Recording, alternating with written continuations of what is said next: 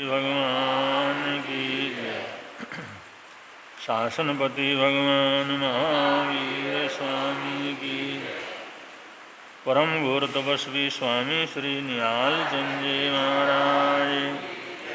परम सरलात्मा दादा गुरुदेव श्री खूब चंद जी महाराज। संघ संरक्षक बहुसूत्र पूज्य गुरुदेव श्री फूल चंद जी महाराज की। उत्तर भारतीय प्रवर्तक शासन सूर्य पूज्य गुरुदेव श्री शांति स्वरूप जी महाराज।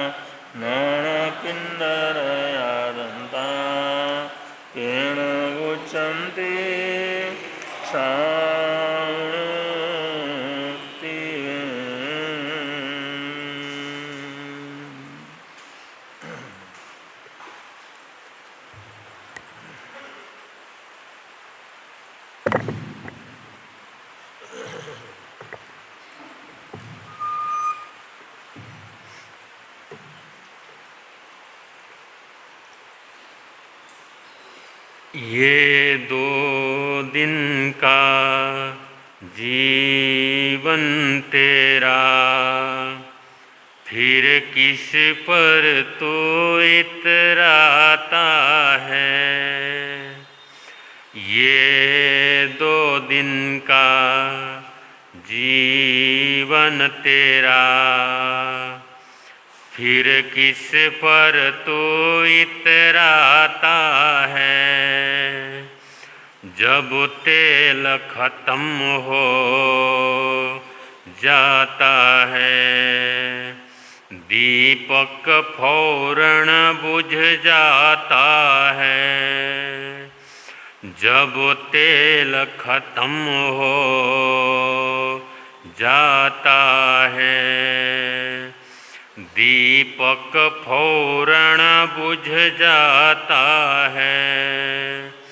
ये 2 दिन का जीवन तेरा फिर किस पर तो इतराता है। माटी की तेरी काया है नश्वर जग की ये छाया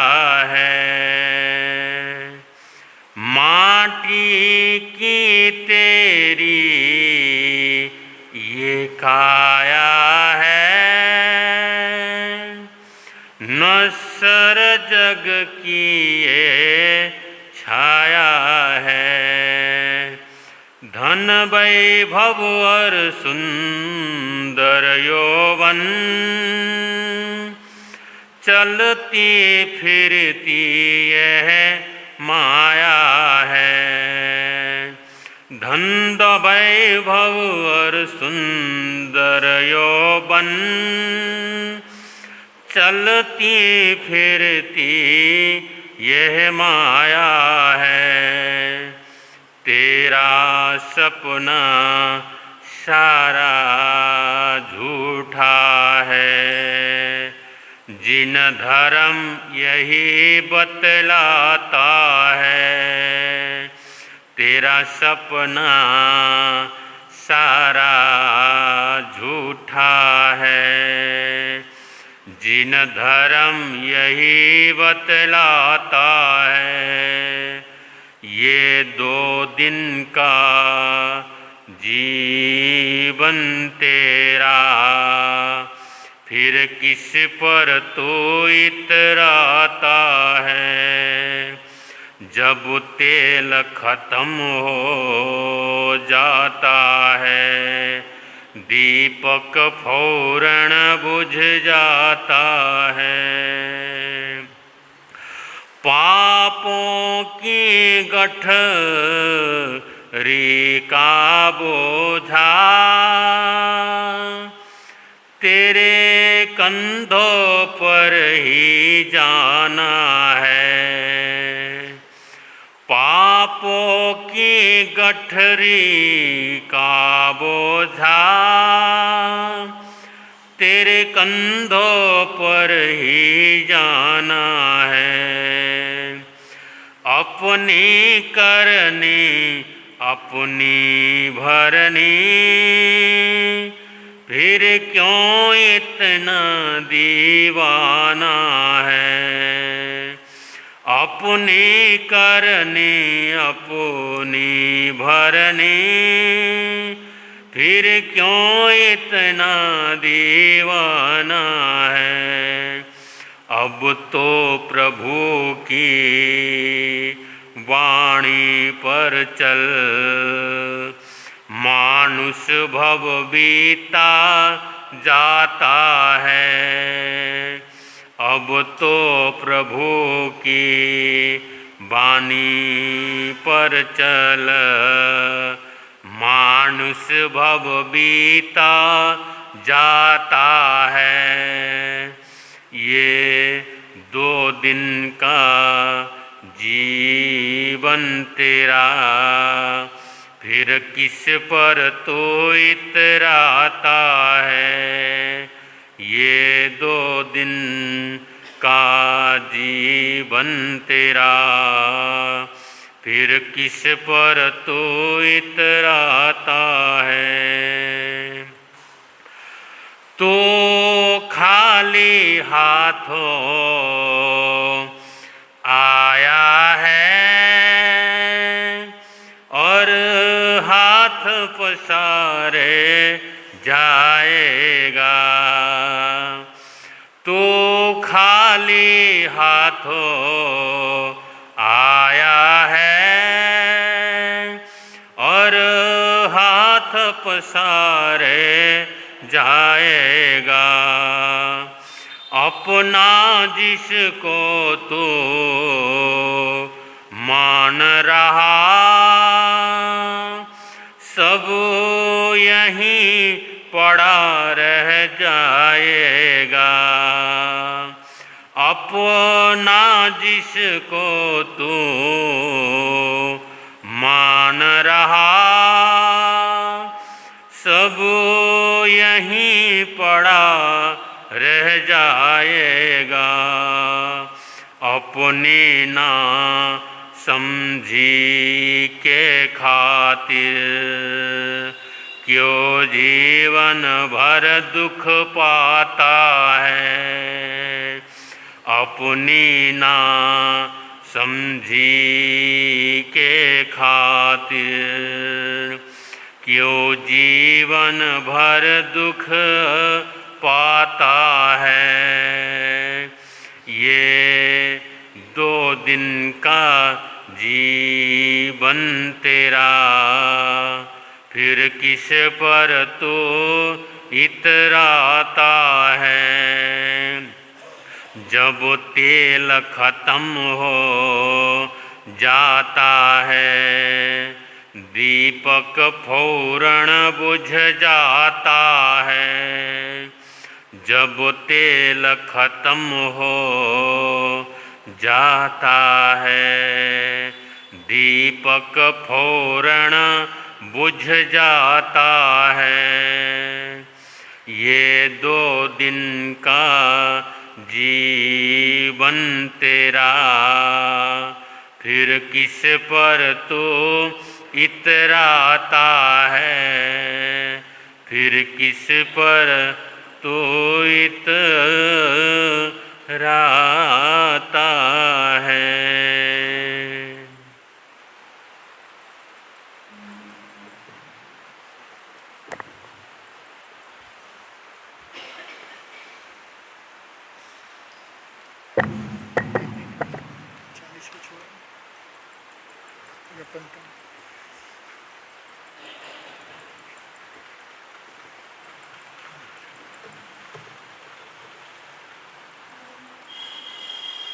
आराध्य गुरु भगवंतों के पावन चरणारविंद में कोटिशा नमन। नमस्कार भगवान तुम्हें, नमस्कार भगवान तुम्हें, भक्तों का बारंबार हो श्रद्धा रूपी भेंट हमारे, मंगल में यह स्वीकार हो। नमस्कार भगवान तुम्हें, भक्तों का बारंबार हो श्रद्धा रूपी भेंट हमारी, मंगल में ये स्वीकार हो। नमस्कार भगवान तुम्हें।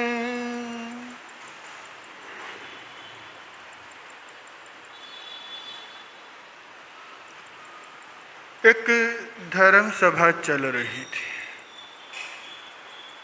संत अपना प्रवचन दे रहे थे और उसमें से एक जिज्ञासु ने प्रश्न किया कि महाराज ऐसा क्या किया जाए कि मन में गलत विचार नहीं। आप लोगों के भी आते होंगे, कभी आपने भी चिंतन किया कि ऐसा क्या किया जाए कि मेरे मन में एक पल के लिए भी गलत विचार नहीं आए। कभी सोचा आपने, कभी चिंतन किया कि हमारे मन में गलत विचार क्यों आते हैं? कभी सोचा?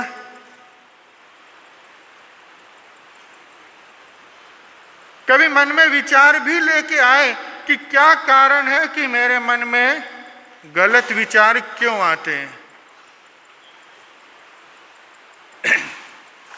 आप ये तो हमेशा पूछ लेते हैं, बात कर लेते हैं कि महाराज ऐसा क्या किया जाए कि मन में जिस समय हम समाई करते हैं, धर्म आराधना करते हैं, उस समय मन भटकता है, उस समय मन इधर उधर जाता है, उस समय मन हमारा उस अवस्था में लगता नहीं है कि जो कार्य हम करते हैं। ये सवाल आप कब के लिए करते हैं? किस समय के लिए करते हैं? जब आप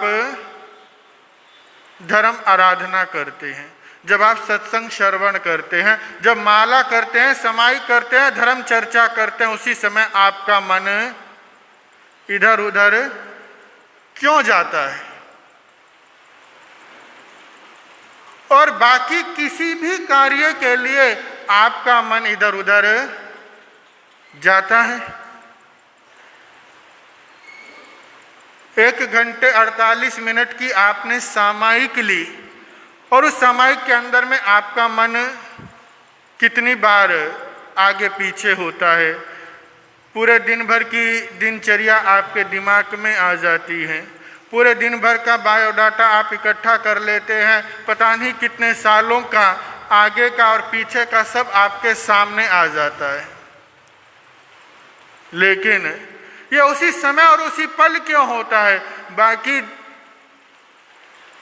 दिन के इतना समय होता है, उस समय वो विचार, वो मन के अंदर में भाव क्यों नहीं आते?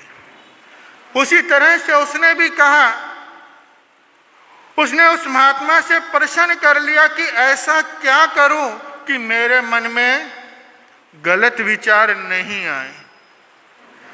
क्योंकि अगर गलत विचार व्यक्ति के मन में आते हैं तो कहीं ना कहीं किसी ना किसी अवस्था के अंदर में वो उन कार्यों के लिए करना प्रारंभ कर देता है। कहीं ना कहीं उन चीज़ों के लिए वो करना शुरू कर देता है। रूस का एक सबसे बड़ा प्रसिद्ध उपन्यास है crime and punishment. Crime and punishment, उसका एक नायक है रास्कोविक। अब आप चिंतन करें कि वो जहाँ रहता था उसके सामने ही एक बुजुर्ग महिला रहती थी और वो बुजुर्ग महिला लोगों को उधार देती थी, जैसे आप लोग भी देते हैं। वो उधार देती थी, उधार के अंदर में उनसे कुछ ना कुछ सामान रख लेती थी, लेकिन उसका जो ब्याज होता था वो बहुत भारी होता था। और वो सामने लड़का सिर्फ अपने पढ़ने के लिए उस जगह पर आया था। ना उससे कभी उसने पैसे लिए थे, ना कभी उसने कुछ सामान गिरवी रखा था, ना कभी कुछ किया था। लेकिन जब वो पढ़ता था और दिनचर्या उसकी देखता था कि सारे दिन लोग आते थे, क्योंकि पैसे वाले के पीछे तो सब लोग जाते, और जहाँ जिसकी आवश्यकता होती है वो उसके पास जाता ही जाता है। और लोगों को लगता था कि ये महिला हमें पैसा दे देती है, और वो बहुत परेशान करती थी। समय बीतता चला गया और उस लड़के के मन में ये विचार आना शुरू हो गया कि मैं इसे एक दिन जान से मार दूं। कोई लेना है, कोई देना है, कोई नहीं है, कोई दूर दूर तक का कोई संबंध नहीं है, ना ही उसकी उस पैसे के प्रति आसक्ति है, ना ही उस पैसे के प्रति उसका कोई भाव है कि मुझे इसका पैसा मिल जाएगा। लेकिन उसकी दिनचर्या देखकर, लोगों को परेशान देखकर उसके मन में ये विचार आने लगा कि मैं एक दिन इसे मार दूं। विचार सही था या गलत था? विचार सही था या गलत था? क्योंकि जिसके अंदर में मेरा कोई स्वार्थ नहीं, जहाँ मुझे कुछ लेना नहीं, कुछ देना नहीं, लेकिन उसके बाद भी उसके मन में ये विचार आने लग गए। उसने अपने मन को बहुत समझाया कि जब मुझे उससे कुछ पैसा लेना नहीं, ना ही मैंने कोई चीज़ गिरवी रखी है, फिर मेरे मन में ये विचार क्यों आ रहे? छोड़ दो। छोड़ता रहा, लेकिन जब सामने रोज एक घटना दिखाई देती है तब वो व्यक्ति परिपक्व होने लगा। और एक दिन ऐसा आ गया, 3 महीने के अंदर में वो एक दिन इतना परेशान हो गया, जाकर रात को उस महिला की हत्या कर दी। सिर्फ 3 महीने के समय के अंदर में उस व्यक्ति ने जाकर उस महिला की हत्या कर दी, और हत्या भी इतने प्लान के साथ में की कि एक भी सबूत छोड़ा नहीं। एक भी सबूत उस लड़के ने छोड़ा नहीं। और जब वो सबूत छोड़ा नहीं, पुलिस आई, सब कुछ इन्वेस्टिगेशन किया गया, बारीक से बारीक रखा गया। मोहल्ले के लोगों से पूछा, आम लोगों से पूछा कि किसी को तुमने जाते हुए देखा, आते हुए देखा? बोले नहीं। क्या इसके अंदर में कुछ और भी थे लोग रहते? बोले कोई नहीं रहता था, महिला का नियम था बोले बस ये था कि इससे लोग परेशान जरूर थे, अब कितने लोग परेशान थे ये कोई जानता नहीं था। और वो लड़का अपने घर में आके सुकून से रह रहा है। क्या आप ये चिंतन करते हैं कि जब हमारे मन में गलत विचार आता है छोड़ दें, लेकिन देखो एक छोटे से गलत विचार ने उस लड़के को क्या कर दिया, हत्या पर मजबूर कर दिया। ऐसे जब व्यक्ति के मन में गलत विचार चलते हैं, जब व्यक्ति के मन में गलत विचारों का एक सैलाब आता है, वो पता ही नहीं लगता कि कब उसके प्रवाह के अंदर में बह जाता है, पता ही नहीं लगता कि वो कब उस भाव में इतना बह जाता है कि अपराध कर बैठता है। तब उसने पूछा कि ऐसा क्या किया जाए कि मेरे मन में गलत विचार नहीं आए, किसी के बुरे करने की भावना ना आए, जब भी आए मेरे मन के अंदर में शुद्ध और सात्विक विचार है। उस महात्मा ने कहा काम तो बहुत कठिन है, काम तो बहुत कठिन है, लेकिन अगर तूने इसको कर लिया तो जीवन में तेरे कभी गलत विचार आएंगे नहीं। उसने कहा कि मैं इस संकल्प के साथ आपकी धर्म सभा में आया हूँ कि मेरे मन में मुझे आज के बाद गलत विचार नहीं चाहिए। मैं संकल्प के साथ इस धर्म सभा में आया हूँ कि आज मैं मेरा समाधान लेकर ही जाऊंगा कि मेरे मन के अंदर में कभी भी गलत विचार नहीं आए। उस संत ने कहा सिर्फ एक ही काम करना है,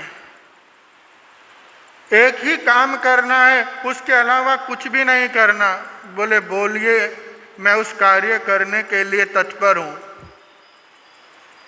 उसने कहा कि जब भी तेरे सामने कोई व्यक्ति आ जाए, जब भी तेरे सामने कोई व्यक्ति आ जाए, तब तुझे उसके मंगल की कामना करनी है। क्या करनी है?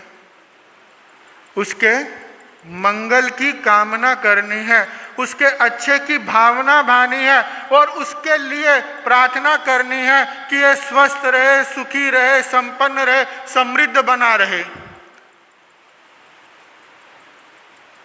बस इसके अलावा और कोई काम करना नहीं।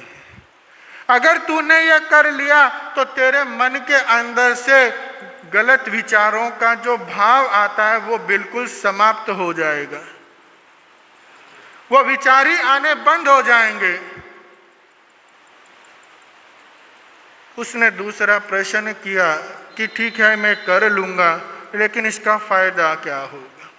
कि पहला तूने जो सवाल किया कि मन में गलत विचार आएंगे नहीं। जब आप किसी के मंगल की कामना करते हैं, जब आप किसी को समृद्ध करने की भावना रखते हैं, किसी के स्वास्थ्य की मंगल कामना करते हैं, तो आप उसके प्रति क्या करते हैं? सद्भावनाएं देते हैं। तो आपके मन में उसके गलत करने के भाव आएंगे? क्या आपके मन में उसके प्रति द्वेष की भावना आएगी? क्या आपके मन में उसके प्रति कोई नकारात्मक विचार आएंगे? जिसको आप आशीर्वाद देते हैं, कभी उसको बद्दुआ देने के भाव आ सकते हैं?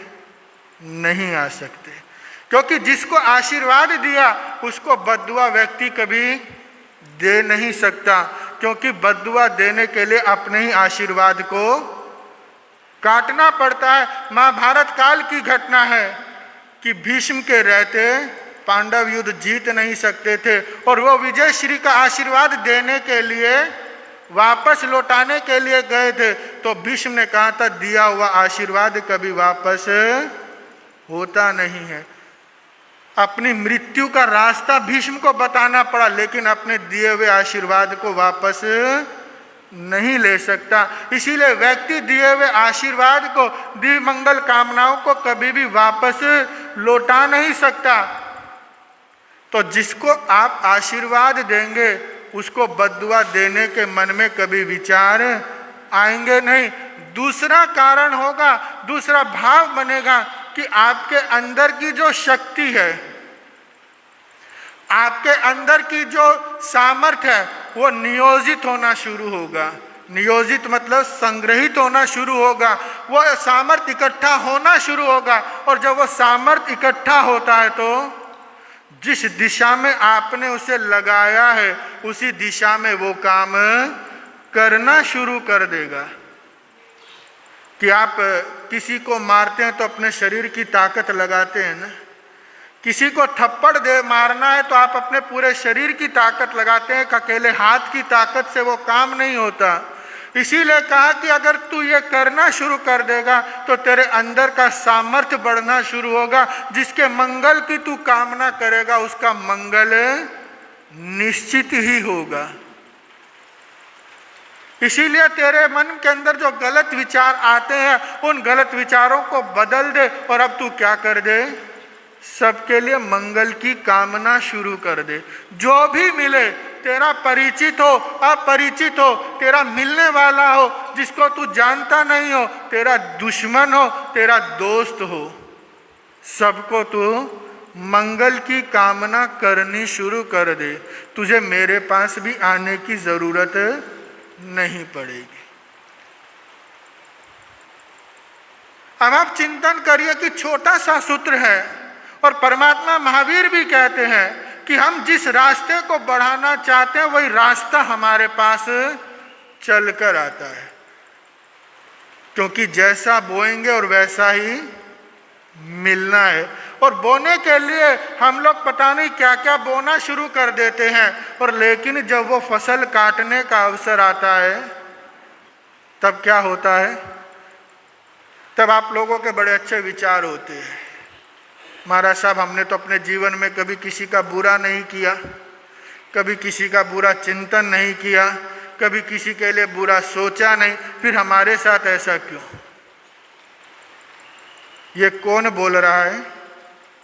आपकी जीवा बोल रही है, लेकिन आपका मन ये जानता है कि मैंने मेरे जीवन में कितने लोगों का बुरा सोचा है, मैंने कितने लोगों के लिए मन में गलत विचार लेके आया हूं, तभी तो उसका परिणाम मेरे सामने आया है। इसीलिए बंधुओं कि मन में जब जब गलत विचार आते हैं तब तब आपके पास तो बहुत साधन है, तब आप नौकार मंत्र का जाप कर सकते हैं, तब आप अपने लिए मंगल के भाव ला सकते हैं कि मेरे मन में ये गलत विचार क्यों आ रहे हैं, किसके लिए आ रहे हैं और क्यों आ रहे हैं। जब जब आपका ये चिंतन चलेगा तब आपके भाव बदलते चले जाएंगे, तब आपके मन के अंदर में वो भाव आने बंद हो जाएंगे। और जब वो भाव आने बंद हो जाएंगे तो आप चलते फिरते एक ऐसे मंगल की कामना से भरे हुए अमृत पुरुष हो जाएंगे कि आपके पास आने वाले व्यक्ति को क्या मिलेगी? शांति मिलेगी, समृद्धि मिलेगी। क्योंकि जो भी व्यक्ति आशीर्वाद देता है उसके पास लोग चलकर जाते हैं, और जिसको आशीर्वाद लेना है उसको आना पड़ता है। इसीलिए कहा कि जब जब हमारे मन के अंदर में किसी के लिए बुरे विचार आते हैं तो हम ये सोचें कि हम क्यों बुरा सोच रहे हैं। कहना आसान है, लेकिन अगर हम ये चिंतन करने लगे कि मेरे मन में उसके बुरे के विचार आ ही क्यों, क्या मैं इसीलिए सामायिक करता हूँ, क्या मैं इसीलिए धर्म आराधन करता हूँ, क्या मैं इसीलिए सामायिक संबर करता हूँ, जाप करता हूँ, संतों के दर्शन करता हूँ कि मेरे मन के अंदर गलत विचार आ जाए? क्या मेरे मन के अंदर ऐसे विचार आ जाए तो इसका मतलब मेरी धर्म साधना में कुछ ना कुछ त्रुटि रह गई है। मैं जो आराधना कर रहा हूँ उसके अंदर कुछ ना कुछ गलतियां हो रही हैं कि जिसकी वजह से मैं उस अवस्था में पहुंच नहीं रहा हूं। जब जब मैं ऐसे भाव लेके आता हूं तो मेरी धर्म साधना भी खंडित होती है। आप ये मत सोचना कि आपकी धर्म साधना खंडित नहीं होती। जब जब आप ऐसे विचार मन में आते हैं, जब जब ऐसे भाव मन में आते हैं, तब अपने मन के जो अपन धर्म साधना करते हैं, धर्म आराधना करते हैं, उसके अंदर में ये विचार भी उस धर्म साधना को खंडित करते हैं। क्योंकि आप धर्म आराधना कितने समय करते हैं? आप धर्म साधना कितने समय करते हैं? 1 घंटा, 1.5 घंटा, 2 घंटे, और बुरे विचार, किसी के प्रति दुर्भावनाएं, वो कितने समय चलती है? बाकी का जितना समय बचता है उतने समय में अगर आप खुद भी एनालिसिस कर ले और आप एक नियम कर ले कि जब जब मेरे मन में किसी के प्रति दुर्भावना आएगी, विचार आएंगे, मैं लिखता रहूँगा या लिखती रहूँगी, आप देखेंगे कि आपके दिन भर में कितनी बार गलत विचार किसी के लिए आ रहे हैं। और आप उस पर आराम से बैठकर चिंतन करना कि क्या उस व्यक्ति ने मेरे साथ ऐसा किया है जो मेरे मन में ऐसे भाव आए हैं। आप जब सात्विक चिंतन करने के लिए बैठेंगे, आप स्वयं में उस पूरे के पूरे कागज को बैठकर फाड़ देंगे और खुद पर हंसेंगे कि यार मैं क्या फालतू का सोचता रहता हूं, मैं क्या व्यर्थ का चिंतन करता रहता हूं और किस लिए करता हूं। आप तुरंत उस कागज को फाड़कर फेंक देंगे कि मैं व्यर्थ की परेशानियों में, व्यर्थ के राग और द्वेष के अंदर में लगा हुआ हूं। और यह सबसे सरल तरीका है कि अपने मन के अंदर से गलत विचारों को बाहर निकालने का, कि अपने मन के अंदर में किसी के प्रति भी गलत भावना ना आए, गलत विचार ना आए। और सबसे आसान तरीका है कि जो भी अपने पास आ जाए या हम जिसके पास में जाएं उसके लिए क्या करें? मंगल की कामना करें, उसके समृद्ध जीवन की कामना करें, उसके स्वस्थ जीवन की कामना करें। आप आराध्य गुरु भगवंतों के पास आते हैं, अमृत पुरुष है, साधना पुरुष है। आप किस लिए आते हैं? क्योंकि वो आपके लिए मंगल की कामना करते हैं। अपना पूरा जीवन आप लोगों के लिए ही लगा दिया। किस लिए? क्योंकि आपको आशीर्वाद मिलता है, आपके जीवन में आने हुई परेशानियों को समाप्त कर देते हैं। तभी तो आप आराध्य गुरुदेव के दर्शन करने आते हैं, उनके चरणों में बैठते हैं, उनके पास में बैठकर उनका मंगल पाठ लेना चाहते हैं, उनका आशीर्वाद लेना चाहते हैं। अगर उन कितना अमृत पुरुष है, क्योंकि अमृत पीने के बाद में व्यक्ति अमर हो जाता है। इसी ऐसे आराध्य भगवंतों के पास, आराध्य गुरुदेवों के पास हम लोग आ रहे हैं, सीख रहे हैं, जान रहे हैं। किस लिए?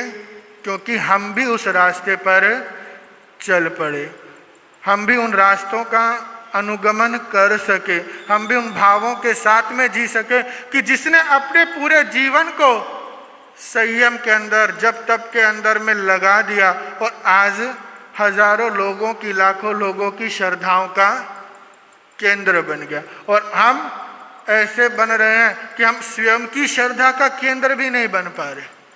आप अपने आप में बैठकर चिंतन करना, क्या आपकी स्वयं के ऊपर भी श्रद्धा है?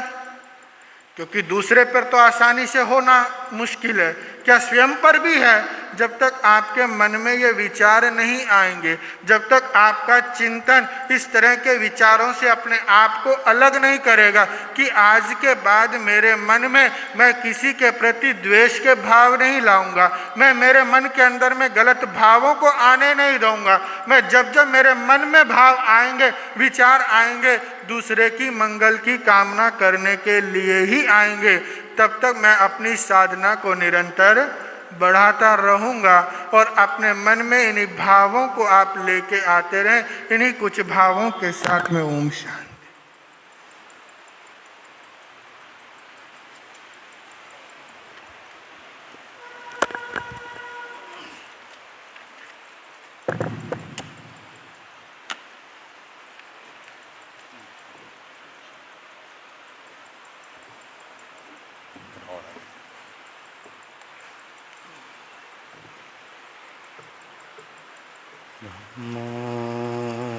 मंगल मुखी ठाम अहिंसा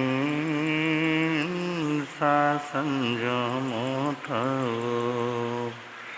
देवावितं नमं सन्ति जसा धम्मे संयमणो दुनिया के चराचर जीवों पर कर्मों ने जाल बिछाया है। क्या साधु गृहस्थ क्या बाल वृद्ध बस कोई न बचने पाया। अति शुभ कर्मों के आने से संतों का समागम मिलता। जिन वाणी श्रवण करने से दुख जन्म मरण का मिटता है। दुख जन्म मरण का है समय नदी की धार की जिसमें सब बह जाया करते हैं। है समय बड़ा तूफान प्रबल पर्वत झुक जाया करते। अक्सर दुनिया के लोग समय में चक्कर खाया, लेकिन कुछ ऐसे होते जो इतिहास बनाया करते हैं। इतिहास अनंत अनंतोपकारी त्रैलोक्यनाथ शासन के महाप्राण श्रम भगवान महावीर स्वामी को स्मरण करते हुए आचार्य भगवान एवं आराध्य गुरुदेव के चरणों में वंदना। मंच में विराजमान नेपाल हिंद गौरव वाचनाचार्य उपाध्याय प्रवर डॉक्टर श्री विशाल मुंजी महाराज साहब के चरणों में कोटि वंदन। आदरणीय मुनिराज, प्रिय श्रोताजन,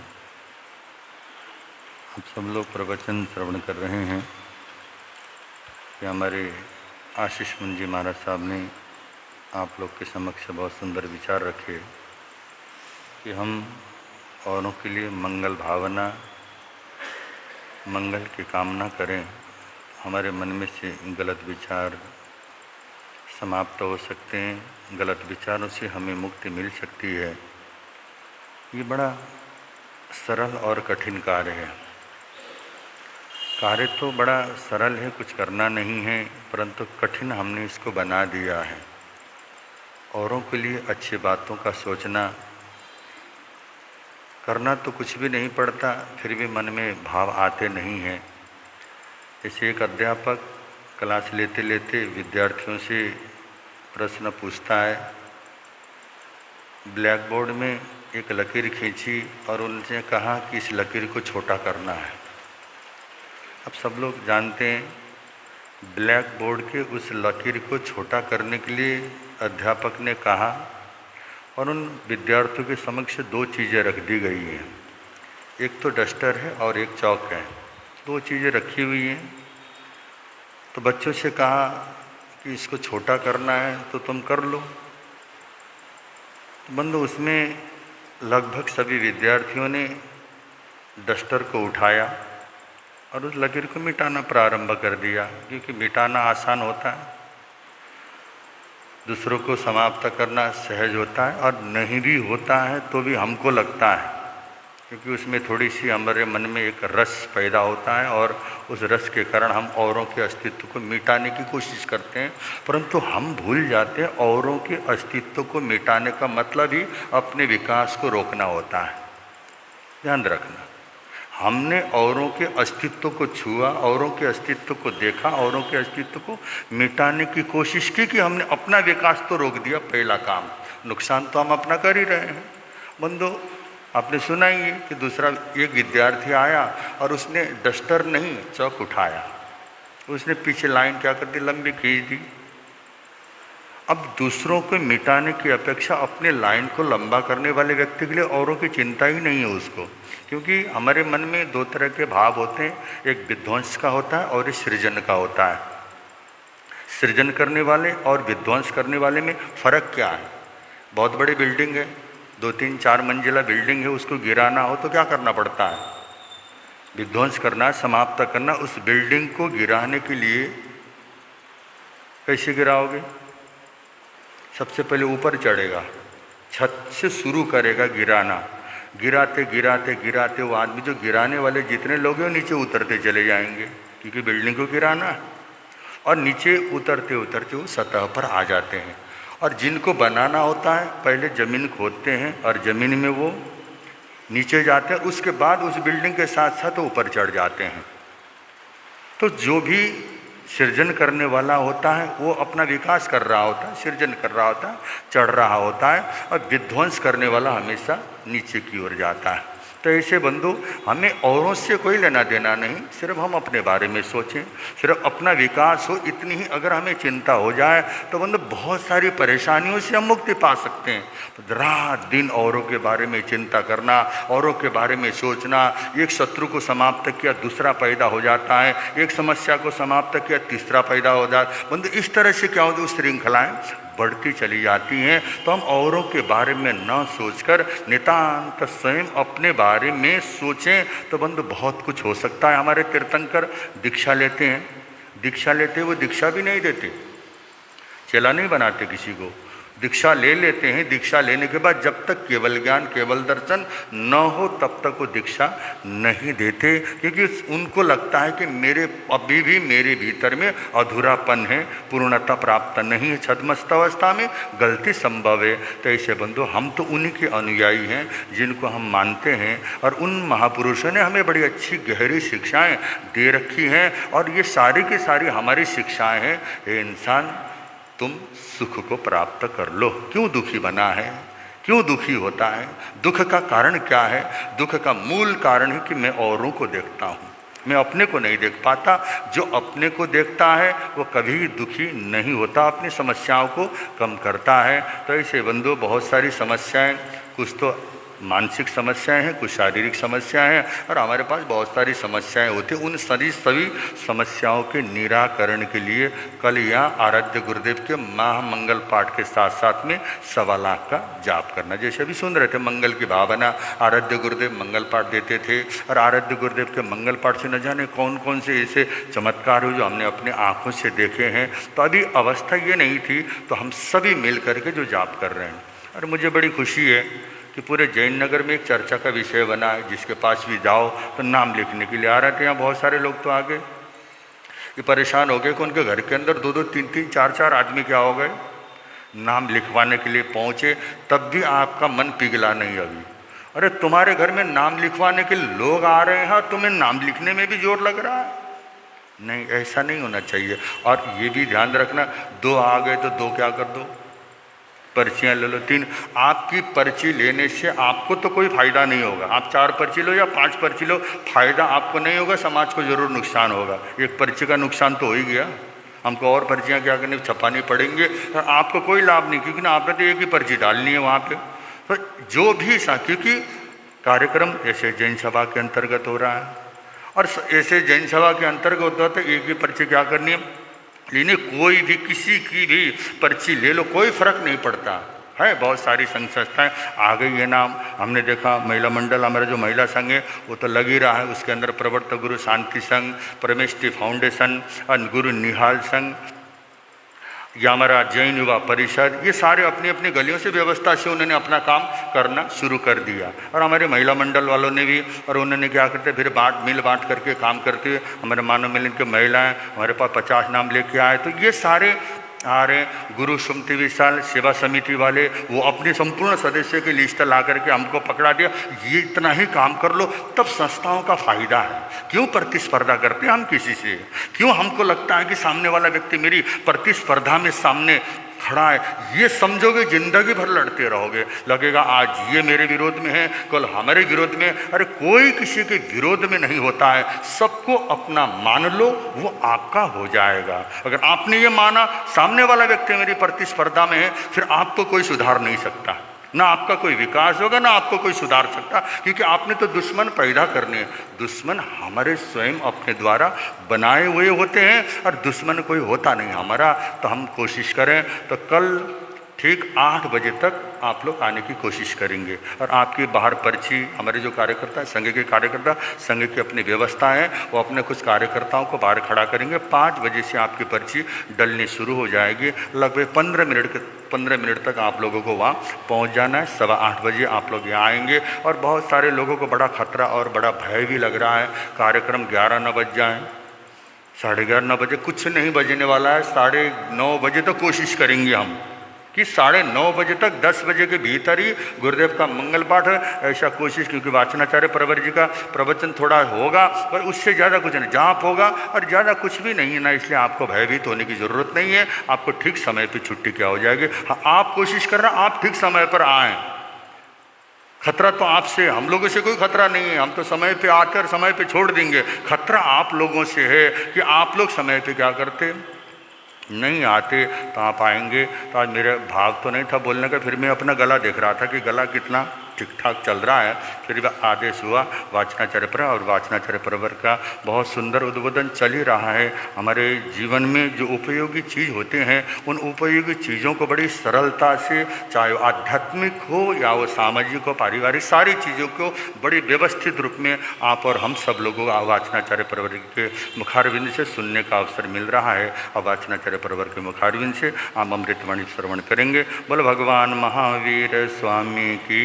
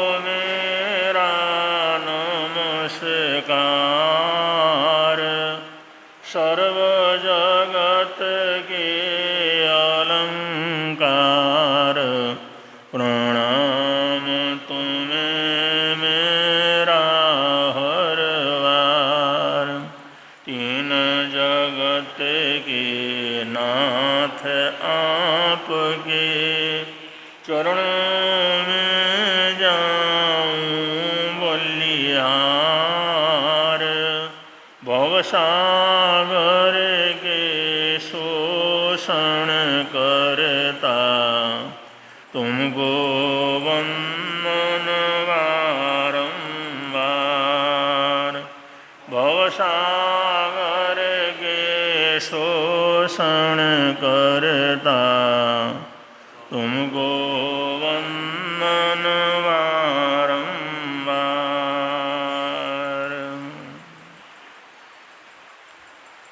प्रभु परमात्मा श्रवण भगवान महावीर स्वामी का संदेश जो जैन चरण करुणानु योग के माध्यम से हम लोग सुन रहे हैं, स्वाध्याय कर रहे हैं। जैन चरण करुणानु योग, जैन चरण करुणानु योग में जो तीसरा पाठ है वो चरित्राचार है, जिसमें श्रावक चरित्र का संक्षेप के अंदर यहाँ पर विवेचन चल रहा है। श्रावक के व्रतों में जो 7वां व्रत है वो 7वां व्रत उपार्जन उपभोग परिमाण व्रत है। उपार्जन उपभोग परिमाण व्रत, वैसे साधारण रूप से उसको भोग परिमाण व्रत बोल देते हैं संक्षेप में, लेकिन ये जो व्रत है 7वां जो व्रत है श्रावकों का, गुण व्रतों के अंदर दूसरा व्रत है, इसका नाम है उपार्जन उपभोग परिमाण व्रत। अब एक श्रावक है, एक गृहस्थ है, वो पहले उपार्जन करता है और उसका उपभोग करता है,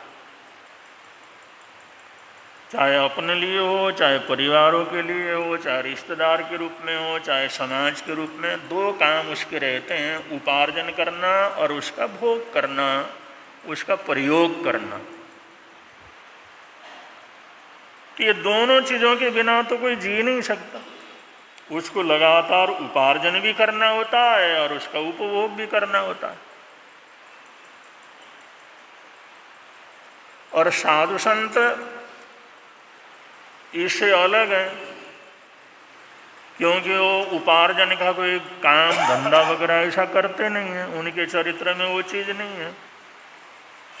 और उपभोग में भी 47 दोषों को टाल करके ग्रहण करते हैं, जिससे किसी भी परिवार को किसी भी प्रकार का बोझ और तकलीफ न हो। जैसे फूल खिलते हैं, पेड़ महकने लगते हैं तो भौरे आते हैं, चिड़ियाँ आती हैं, और कभी उस पेड़ के ऊपर फूल के ऊपर देखो, वो फूल के ऊपर बैठते नहीं हैं, उसके ऊपर उड़ते उड़ते थोड़ा सा अंदर गए और वो थोड़ा सा मधु जो कुछ भी उन्होंने लेना था लिया, उड़ते उड़ते लेते हैं, जिससे फूल को कोई तकलीफ न हो।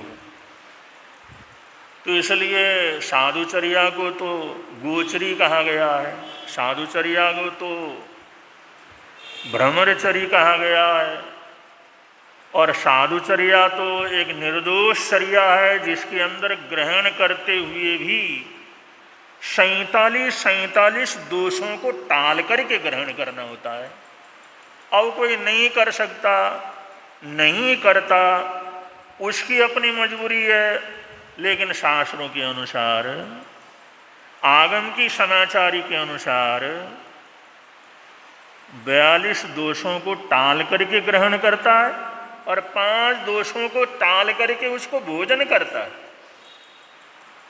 उसने किस तरह से ग्रहण करना, किस तरह से भोजन करना, जिससे कोई भी मन संबंधी, वचन संबंधी, काय संबंधी कोई दोष उसको न लगे, ऐसे निर्दोष चर्या को धारण करने वाले। ये तो साध्वाचार है। अब गृहस्थी के लिए ऐसा साध्वाचार तो प्रयोग नहीं हो सकता, उसने श्रावकाचार में रहना। तो श्रावकाचार में रहना है तो उसके 2 बातें रहते हैं, वहाँ पर उपार्जन करना और उसका प्रयोग करना।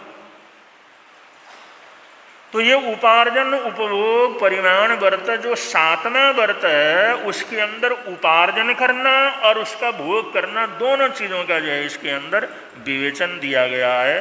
शास्त्रकारों ने समझाया है। उपार्जन के अंदर जो शास्त्रकार कहते हैं, श्रावकों को कम से कम 15 कर्मादानों का त्याग करना चाहिए। 15 प्रकार के कर्मादान जो अत्यंत क्रूर कर्मों के बंधन के कारण है, जिन कर्मों को करने के बाद उनको भुगतना ही पड़ता है। बहुत से ऐसे कर्म हैं, हजारों लाखों प्रकार के ऐसे कर्म हैं जिनको हम कर्म बंधन तो करते हैं, कर्मों का बंधन तो होता है, लेकिन तप करते हैं, जप करते हैं, दान करते हैं, पुण्य करते हैं, सामायिक करते हैं, पौषध करते हैं, सादर में सेवा करते हैं, समाज की सेवा करते हैं, तो ये सब करने से खत्म हो जाते हैं। वो जितने भी जो पाप हैं जो लगे हुए हैं, वो लोग जब इस तरह की आराधना साधना करते हैं, तो ये धर्म ध्यान, आराधना, साधना जितने भी हमारी सुबह से शाम पर होती हैं, और उनकी आराधना के भी हमारे अलग अलग रूप हैं, अलग अलग स्वरूप हैं, अलग अलग मान्यताएं हैं, अलग अलग ढंग से करते हैं, सभी लोग करते हैं।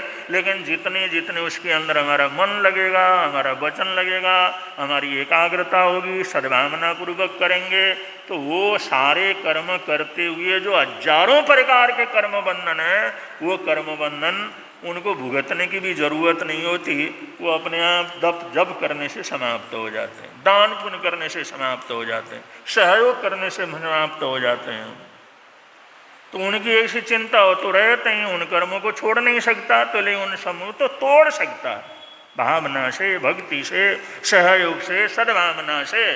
ऐसे जो है साधारण कर्म होते हैं, उन कर्मों को तोड़ सकता है। तो उसी प्रकार के कर्मों को करके उपार्जन करना है।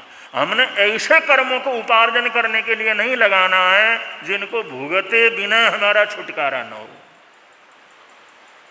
जिसको भुगते बिना हमारा छुटकारा ही न हो। ऐसे गाढ़े कर्मों से उपार्जन करना, चाहे वो धन का उपार्जन हो, वस्त्रों का उपार्जन हो, घर मकान का उपार्जन हो, खाने पीने के साधनों का उपार्जन हो, गहने कपड़ों का उपार्जन हो, जितना भी हमारा भोग उपभोग के साधन हैं उनको करते समय ऐसे कर्म करेंगे जो निकाचित कर्म होते हैं, ऐसे कर्म करेंगे जो कर्मादान के कारण भयंकर कर्मों का बंधन होता है, तो उससे तो कोई फायदा नहीं हुआ। वो तो एकदम डुब्बाणम डोबियाणम वाली बात हो गई। और उन कर्मों को भुगते बिना बिल्कुल छुटकारा ही नहीं होता है, तो फिर तो संसार बढ़ता रहेगा। उपार्जन के अंदर ऐसे कर्मों को हम करें, ऐसे कर्मों के सहारे से उपार्जन करें जिससे हमारा काम भी चले और ऐसे निकाचित कर्मों का बंधन भी जीवन के अंदर न हो। ये ध्यान रखता है श्रावक, ये ध्यान रखती है श्राविका। ये व्रतधारी श्रावक श्राविकाएँ ये ध्यान रखते हैं मुझे भोजन चाहिए, वस्त्र चाहिए, परिवार को संभालना है, कार्यक्रम करने हैं, जो भी करने हैं, लेकिन ऐसा कर्म मैंने नहीं करना जिस कर्म को अकेला मुझे नरक में जाकर के भुगतना पड़े, त्रियंच गति में जाकर के भुगतना पड़े, परतंत्र होकर के भुगतना पड़े, दुर्गतियों के अंदर जाकर के भुगतना पड़े। अगर ऐसा करते हैं तो इसमें फायदा क्या होगा? नुकसान ही नुकसान है। अरे कम से कम ऐसे कर्मों से तो बचें जिनको त्याग तपस्या से तोड़ नहीं सकते। और इतनी छोटी सी समझ हमारी नहीं बढ़ेगी तो श्रावक की कोटि के अंदर नहीं आ सकते हम लोग। श्रावक होता है, कर्म करता है, धंधा करता है, व्यापार करता है, आता जाता है, अपना काम चलाता है, अपनी दुकानदारी को चलाता है, अपना कर्म करता है, लेकिन उसमें ध्यान रखता है मैंने वो कर्म नहीं करना जिन कर्मों को भुगते बगैर छुटकारा ना मिले। ऐसे ही हल्के कर्मों से उपार्जन करना है जिनको हम त्याग तपस्या सामायिक संध्या ये सब करके उसको मैं तोड़ सकूं। तो उसके लिए शास्त्रकारों ने यहाँ पर बतलाया है कि उपार्जन परिणाम के अंदर 15 प्रकार के कर्म दानों से उसको बचना चाहिए। 15 प्रकार के कर्मादान, इसका श्रावक और व्रतधारी श्रावक पक्षखान कर लेता है। मैं काम तो करूँगा, धंधा तो करूँगा, मैं हूँ, मेरा शरीर है, मेरा परिवार है, मेरी पत्नी है, मेरे बच्चे हैं, मैं एक देश का नागरिक हूँ, मुझे सारे काम समाज के अंदर करने हैं, तो कर्म तो मुझे करना है, लेकिन वो काम नहीं करूँगा जो जन्मों जन्मों के लिए संसार के अंदर रुलाने वाला हो, निकाचित कर्मों का बंधन का कारण बनता हो, जिनको भूखते बगैर छुटकारा न मिलता हो। कम से कम ऐसे कर्मों से तो मैंने बचना है। ये अगर जागरूकता रहती, ये जब सोच रहता है, ऐसे अगर विचार रहते हैं तो उन कर्मादानों से उसका बचाव होता। और कर्मादान 15 शास्त्रकारों ने बतलाएं। 15 कर्मदानों के अंदर 5 तो कर्म है, 5 कर्म है, 5 व्यापार हैं और 5 क्रियाएं हैं। 5 कर्म, 5 व्यापार और 5 क्रियाएं, इनको शास्त्रकारों ने कर्मादान के अंदर रखा है। और 7वें व्रत में ये आह्वान किया है भगवान महावीर स्वामी ने श्रावक श्राविकाओं को इन कर्मों से, इन कार्यों से बचना चाहिए जिनको 15 कर्मादान कह करके पुकारा जाता है। तो 5 जो है उसके अंदर जो कर्म है, अंगार कर्म। अंगार कर्म का मतलब होता है पेड़ों को काट करके उनको जला करके उनके अंगार, उनका कोयला बनाने का काम। और पेड़ों को काट करके कोयला बनाने का काम हो तो कितना जो है विनाश होता है। शास्त्रकारों ने कहा ये हरियाली को बर्बाद करना, ये पेड़ों को बर्बाद करना, ये जंगलों को बर्बाद करना, प्रकृति को बर्बाद करना और उन कोयलों का व्यापार करना, ये शास्त्रकारों ने ये कर्मादान के अंदर रखा है। क्योंकि जो पहले तो ऐसे ही कोयलों का निर्माण लोग करते थे। और दूसरा है वन कर्म, माने वन को कटवाने का काम, जंगल कटवाने का काम, इसको भी शास्त्रकारों ने कर्मादान के अंदर रखा है, जंगल को कटवाना। आज भी जो छोटे छोटे पंचायत वगैरह होते हैं वहाँ पर एक नियम बनाया हुआ होता है, तुम जंगल में जाओ, पशुओं के लिए घास लेना है और साधन लेना है। पहाड़ी इलाके के अंदर जंगल होते हैं, जंगल के अंदर जाने के गांव वालों को छूट होती है, लेकिन कोई हरे पेड़ को तुम हाथ नहीं लगाओगे। अगर लकड़ी लाना हो तो सूखे हुए पेड़ों का लाओ, घास वगैरह लाओ, लेकिन पेड़ों को काटना है तो उसके लिए वहाँ पर उनकी व्यवस्था होती है, वे ऐसा नहीं कर सकते। तो ये तो समय समय पर रहा है। और ये हरियाली का संरक्षण करना तो भगवान महावीर स्वामी ने तो 2500 वर्ष पहले अपने तमाम समाज को ही आह्वान किया, और करीबन सारा देश उनके पीछे था उस समय। तो उन्होंने ये समृद्धि दी। और साटक कर्म भाटक कर्म, साटक कर्म भाटक कर्म का मतलब ये जो घोड़ा गाड़ी का जो गाड़ियाँ बनाना है, या जो है इस प्रकार के जो पशुओं के लिए तकलीफ होने वाले जो व्यापार वगैरह हैं, उनको परतंत्र करने वाले व्यापार वगैरह हैं, जैसे गड्ढे वगैरह बनाने, हल वगैरह बनाने का काम है, ये सब जो है क्योंकि पशुओं के लिए काफ़ी तकलीफ होती है, पेड़ों का भी नाश होता है, हरियाला का भी नाश होता है, और जब तक वो रहता है तब तक कोई ना कोई पशु उसके अंदर जुड़ा रहता है। तो साटक भाटक और फोटक माने जो खान खोदने का काम, गहरे गहरे खान खोद करके, क्योंकि जो है उससे जो है ज़मीन खोखली हो जाती है, ज़मीन खोखली होने से फिर ज़मीन गिरने लगती है, मिट्टी गिरने लगती है, उससे तरह तरह की परेशानियां होती हैं। तो इसलिए इन कर्मों को, ये 5 प्रकार के कर्म शास्त्रकारों ने बतलाया। ये धंधे के लिए, व्यापार के लिए, अपने खाने पीने पहनने के साधनों के लिए इन कर्मों से श्रावकों को बचना है। और 5 तरह के व्यापार शास्त्रकारों ने बतलाया। दंत वाणिज्य, दांतों का व्यापार करना, जैसे शेर के दांतों का व्यापार करते हैं, सूअर के दांतों का व्यापार करते हैं, और ये हाथी दांतों का व्यापार करते हैं। ऐसे न मालूम कितने उनके दांत और हड्डियों का व्यापार चलता है। और उसको जो लेने के लिए, उनको बेचने के लिए तरह तरह के पशुओं को मारा जाता है। ऐसे हड्डियों का व्यापार, दंत वाणिज्य। ये दंत वाणिज्य, इसके अंदर दांतों को और उनकी हड्डियों को प्राप्त करने के लिए न मालूम कितने उपयोगी पशुओं की हत्या होती है, क्रूरतम हत्या होती है। तो ऐसा व्यापार और लाक्षा व्यापार, ये भी जो है तरह तरह के जीव जंतु और पेड़ों को तकलीफ दे करके प्राप्त करने का व्यापार रहता है। रस व्यापार, इसी तरह तरह का जो रस वगैरह बनाया जाता है, जैसे शराब वगैरह हैं, दूसरी चीज़ें हैं जिससे अगले को तकलीफ होती है, कैंसर वगैरह होती है, परेशानी होती है, उसको जो इस प्रकार की चीज़ें, इन प्रकार की चीज़ों को जो है निर्माण करना जो समाज के लिए हानिकारक हो, किसी का स्वास्थ्य बर्बाद करने वाला हो, किसी की पारिवारिक शांति समाप्त होने वाली हो, तो ये सब रस जो है व्यापार के संबंध में होते हैं। जैसे गुटखा वगैरह बनाने वाले लोग, उनके पास ऐसे ऐसे फार्मूले होते हैं, और जिस समय वो सारा साधन तैयार होता है तो सब लोगों को बाहर निकाल देते हैं, और उसका मालिक या उसके घर वाले 2-3 जने जाते हैं और उसके अंदर कुछ न कुछ डालते हैं, और वो क्या डालते हैं किसी को पता नहीं लगता।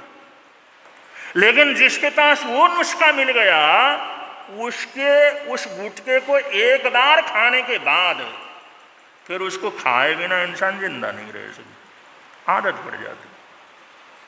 भाई एक बार वो लत लग गई, 2-4 बार उसने ले लिया, फिर चाहे कुछ भी हो, घर के बर्तन बेचने पड़े, घर के कपड़े बेचने पड़े, कोई गिरवी रखना पड़े, कोई कर्जा लेना पड़े, आदमी उसके बिना रह नहीं सकता।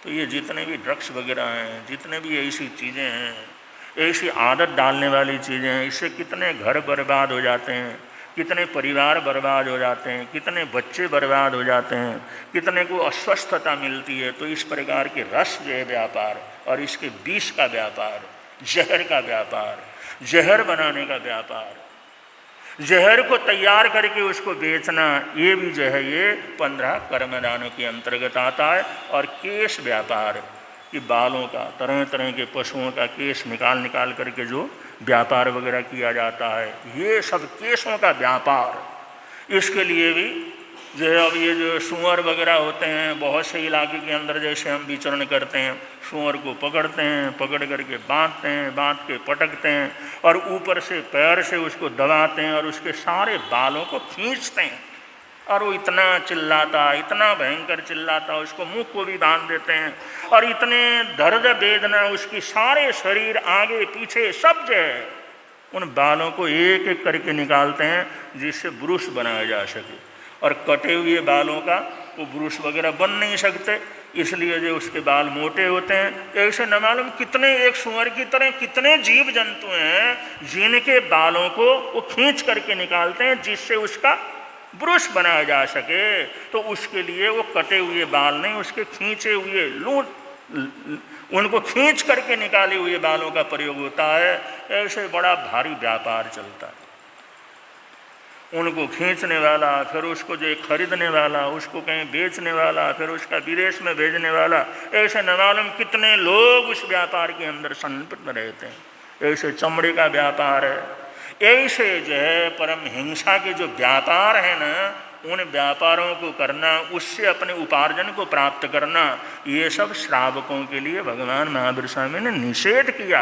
अरे तुमने पेट ही भरना है, अपने परिवार का पेट भरना है, अपने जरूरतों को भरना है, उसके लिए ऐसे कर्म क्यों करते हो जो जन्मों जन्मों के लिए दुर्गति के अंदर भटकना पड़े।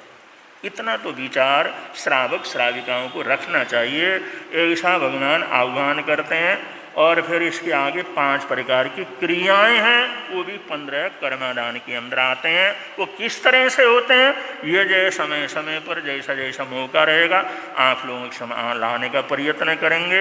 ये भगवान की वाणी है, ये जैन शरणाकरणान योग के माध्यम से चल रहा है और ये विशेष रूप से थोड़ा समझने का, जानने का विषय है। जितना टाइम निकालेंगे, समझेंगे, आनंद मंगल सुख शांति का वातावरण रहेगा। इसलिए बड़े प्रेम के साथ आप लोग बोलेंगे, मिलता है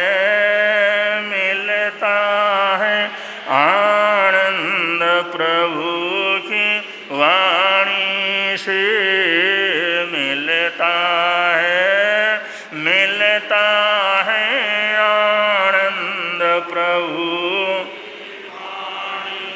धर्म है लगता प्यारा प्यारा, धर्म है लगता प्यारा, पापों की वह बहती धारा, पापों की वह बहती हो जाती है बंद प्रभु की वाणी से, हो जाती है बंद प्रभु की वाणी से।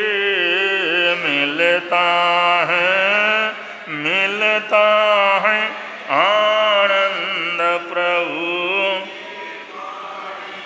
चातुर्मास कल्प चल रहा है, इसलिए अपने अड़ोसी पड़ोसी जान पहचान मित्र वगैरह सबको प्रेरणा देनी चाहिए। भाई चतुर्मास काल है, जरूर आएँ, प्रवचन का लाभ लें, जाप का लाभ लें, सूर्य प्रार्थना का लाभ लें। चतुर्मास में लाभ नहीं लेंगे तो कब लेंगे? जरा प्रेरणा जरूर अपने जान पहचान के लोगों को आप लोग देंगे। और ठेठ सिकंदराबाद से तातेड़ परिवार यहाँ पर आया हुआ है, सुभाष जी आए हुए हैं। और ठेठ पूना से, चिंचौड़ से वहाँ के श्रावक श्राविकाएँ आए हुए हैं, जो आराध्य प्रवर्तक श्री जी का जो चतुर्मास हुआ था उसके बाद लगातार जुड़े हुए हैं। और सौभाग्यवती पुष्पावती बसंतलाल जी लुणावत जो चिंचौड़ से यहाँ पर आई हुई हैं, उनका जो पिछले 20 साल से एकासने की बरसी तक उनका चालू है। अभी 72 में उनका एकल ठाना चालू है। उनको भी बहुत बहुत मंगल कामनाएं देते हैं।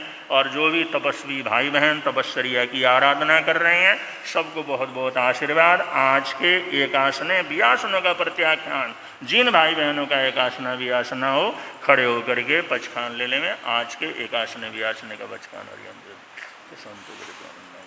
वो सर्व आज के आयम्बिल का प्रत्याख्यान, अगर किसी भाई बहन का आयम्बिल हो, आज के उपवास का प्रत्याख्यान, अगर किसी भाई बहन का आज का उपवास हो, आज के उपवास का पचखान। और आज का विशेष रूप से जाप है, कभी भी आप लोग चलते फिरते आते जाते खाते पीते दिन भर कर सकते हैं। आज का जाप है श्री सुपार्श्वनाथ भगवान को वंदन बारंबार, श्री सुपार्श्वनाथ भगवान को वंदन बारंबार, श्री सुपार्श्वनाथ भगवान को वंदन बारंबार श्री सुपार्श्वनाथ भगवान को। हाँ, कल का सब लोगों ने याद रखना है। 1.25 लाख का सामूहिक रूप से जाप है, घर की शांति के लिए, परिवार की शांति के लिए, नगर की शांति के लिए, पूरे देश की शांति के लिए, आराध्य गुरुदेव को सुख शांति आनंद मंगल रहे उसके लिए कल का जो है जाप विशेष रूप से रहेगा। टाइम पर पहुँचेंगे, टाइम पर पूरा हो जाएगा। इन्हीं मंगल कामनाओं के साथ अब संघ की तरफ से सूचनाएँ हैं, उसके बाद मंगल पाठ होगा। हाँ जी, हाँ, आपके एकल ठाणे का बच खाना रही पुष्पावती जी एकल ठाणे का वो सरे। आपका आज 72 में जो है एकल ठाणा है। आप 20 साल से एकांतर एकासना कर रही हैं। बहुत बहुत मंगल कामना।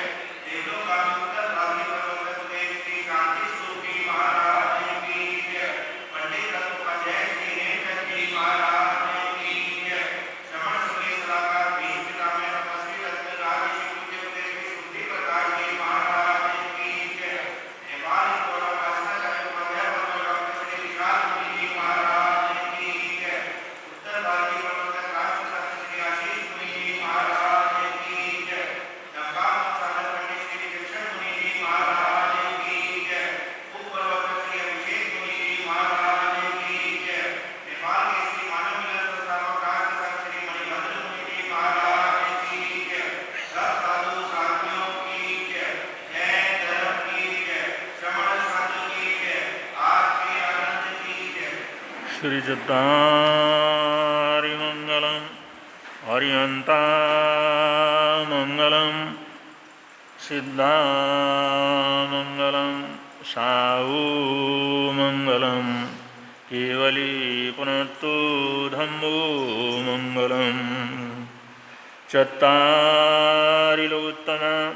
हरिहन्तालोत्तम सिद्धालोत्तम साऊलोत्तम केवली पुनत्तु धम्मोलोत्तमो चत्तारि शरणं पवज्जामि अर्यन्ते शरणं पवज्जामि सिद्धे शरणं पवज्जामि साऊ शरणं पवज्जामि केवली पुनत्तं धम्मं शरणं पवज्जामि ये चार शरण दुख हरण जगत में और न शरण कोई होगा।